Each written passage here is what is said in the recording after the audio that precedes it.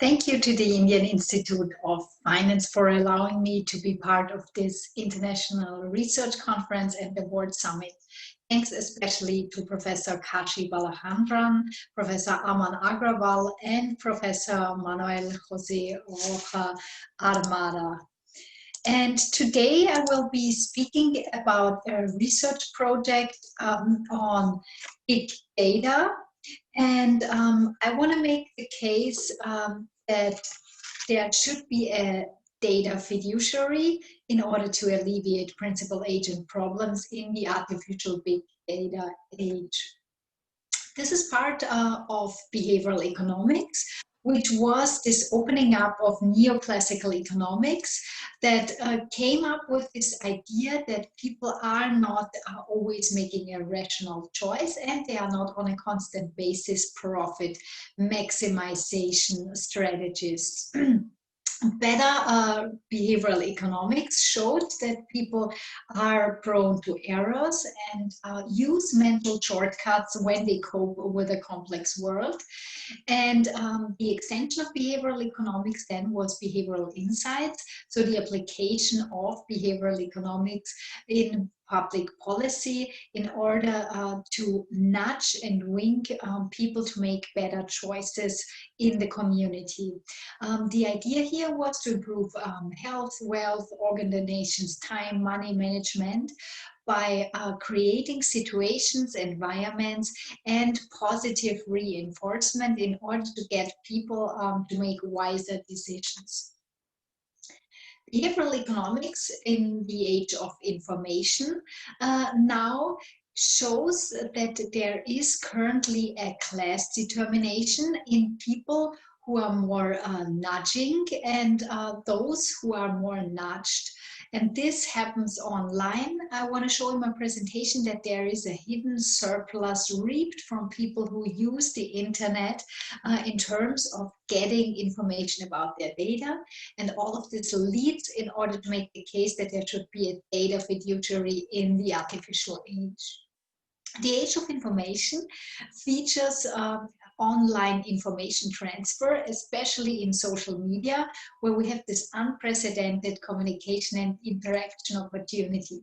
The world has become really flat, but with this also a three-dimensional nudgital society is created, in which we have social media capitalists, industrialists, social media consumer workers, and nudgers, and those are marketers and technocrats.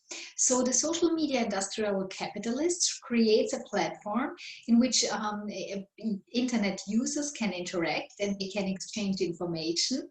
Social media consumers are workers in that sense that they constantly put information out. They use the social media in order to communicate, but they work in terms of sharing information and providing the basis for big data. Nudgers are then the marketers who sell through advertisement in an online virtual space, and technocrats who use information about the population, about trends, about voting. And here you see that the consumer workers, they provide the information. They are the ones who are nudged by prompts, by marketers, and by the information that is derived from them. That creates an environment and has a direct implication on their well-being. And the social media industrialists, capitalists, they do reap a surplus value from information shared and put together.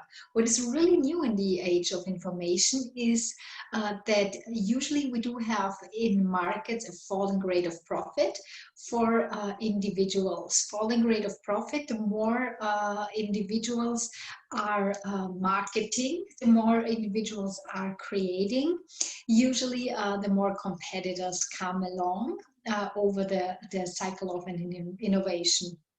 And that usually leads to a decreasing rate of profit, the longer an innovation is out. But what happens in the information age is that there's an exponential gain network effect.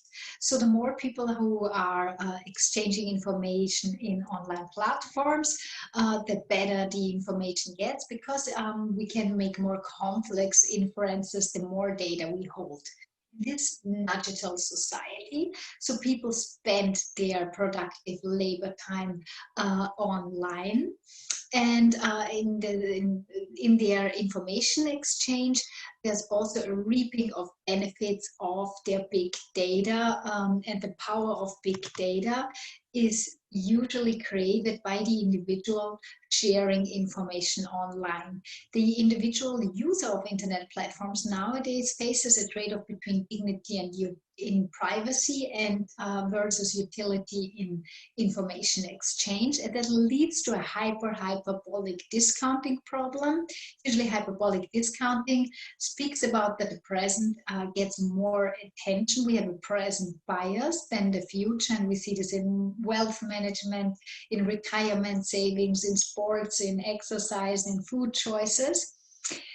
And this hyperbolic discounting also goes on with our information change, but I call it hyperbolic discounting because there are two dimensions how people cannot foresee what will be happening to the big data. On the one hand, we have problems imagining where we are going to be in the future, what restrictions we might have in the political role that we may play in the future. So we share information today, and we do not know what this shared information will do to us when we are elder.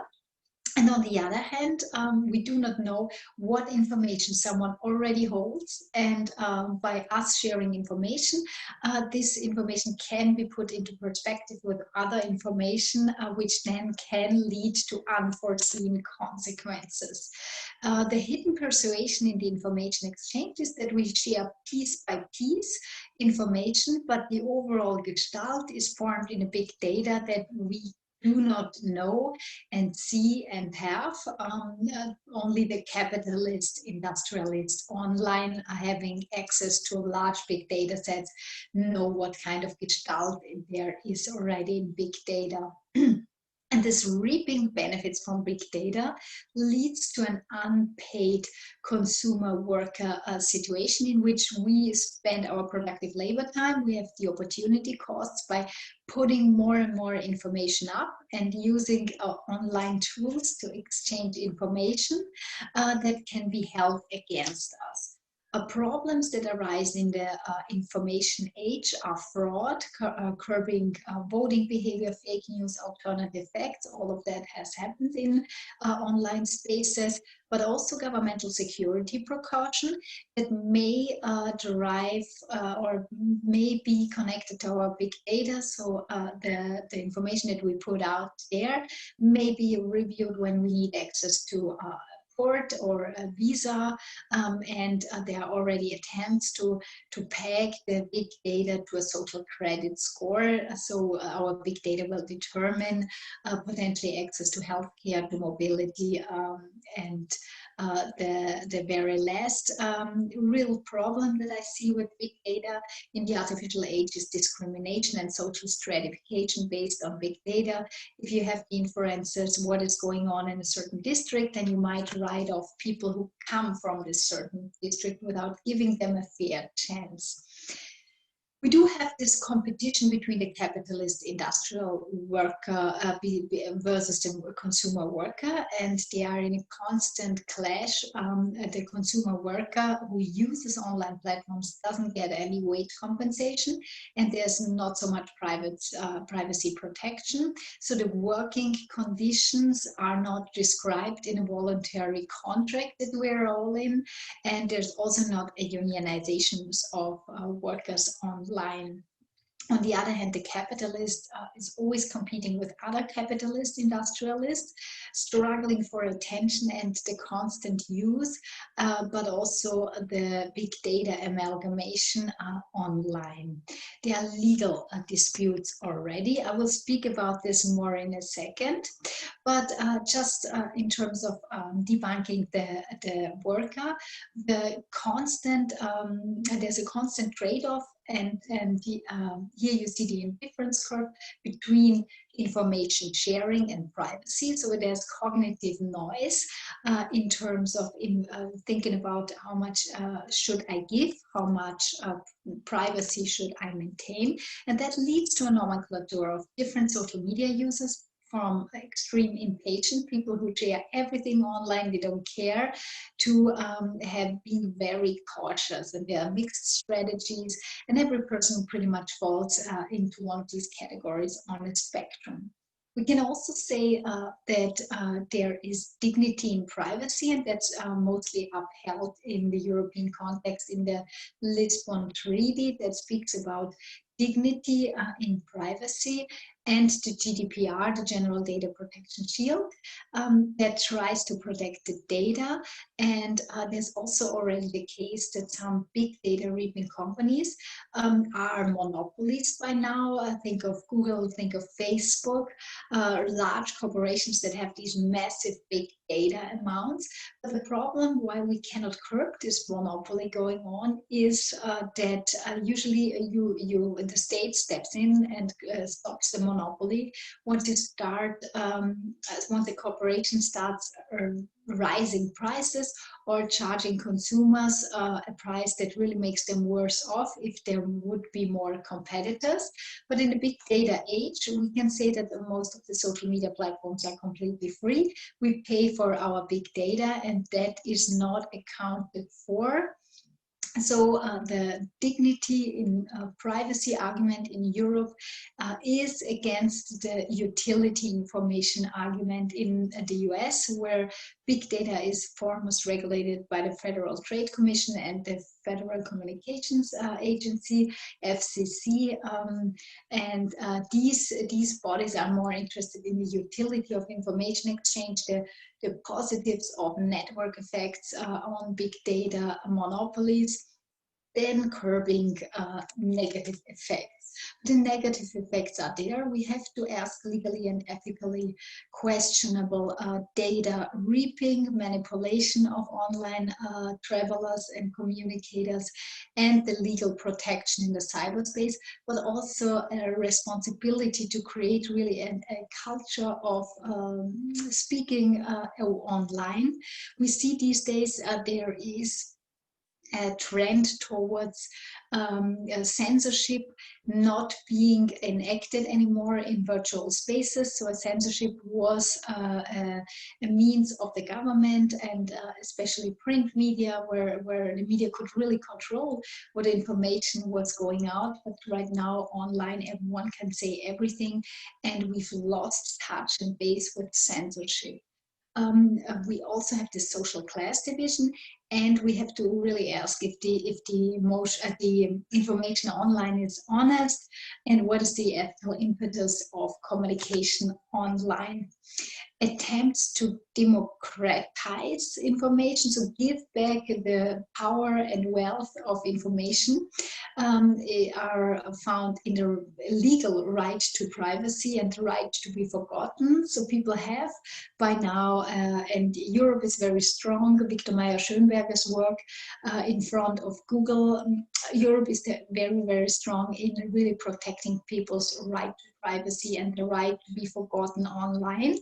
There's the right to prevent misuse and information sharing of the General Data Protection Shield, and the right to access to accurate information, but also the right to choose and to fail, to not become the super hyper rational individuals in the virtual space.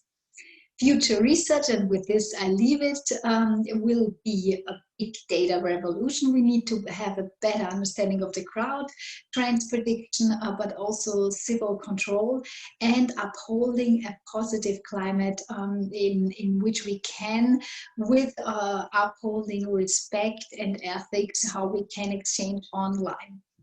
Challenges I see obviously in data breaches and privacy concerns, in discrimination based on big data, recommendations in order to repatriate some of the wealth that we all create in using online spaces would be a taxation, a digital tax.